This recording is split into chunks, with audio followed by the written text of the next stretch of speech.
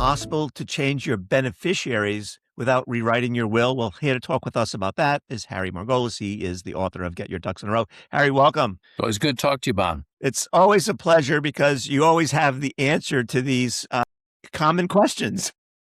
Sometimes. So it depends to some extent what you mean by beneficiary. So for a lot of things, you have a beneficiary designation that's totally outside of your will. So if you have a beneficiary designation on your retirement account or on an investment account or on your bank account, though your will doesn't affect those because your will only affects your probate property, the things that pass through probate. And whenever you name a beneficiary to an account, then that doesn't pass through probate.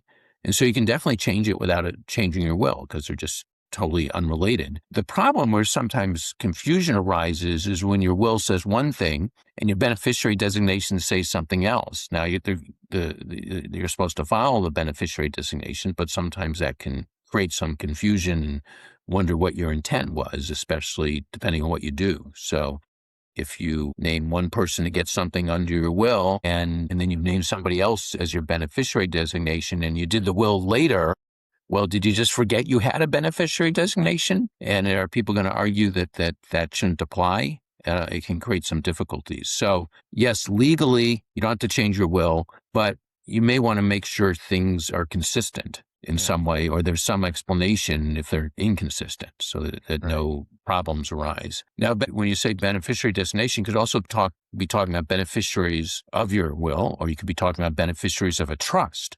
Mm-hmm. And usually the term beneficiary is used either with account beneficiary designations or with beneficiaries of a trust. And those who take under will are called heirs. Mm-hmm. I mean, this may be getting technical, but so beneficiaries, if it's beneficiaries in your trust, then you would have to amend your trust if that's what you want to change. Again, you probably don't need to change your will because often when people have both a revocable trust and a will, the will just says everything goes to my trust, and then the trust determines who ultimately gets it. So that's one reason to have that arrangement. You don't have to change the will. If you want to change the trust, you can do an amendment to a trust, which is often simpler than amending a will or executing a new will. Right. So let me give you an example. Let's say I have an antique typewriter collection that is maybe somewhat valuable, and in my will, I designate the person to inherit this collection to be son number one, but then I decide, I think my daughter would benefit better from this collection of typewriters than son number one, so I'm going to name her as the beneficiary of this typewriter collection. I would actually have to change the will because those typewriters would pass by probate. Right.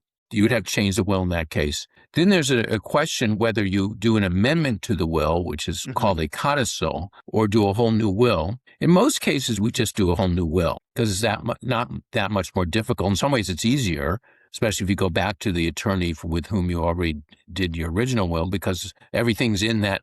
They have the form already in their computer system and they don't have to start over. They can just make some modifications.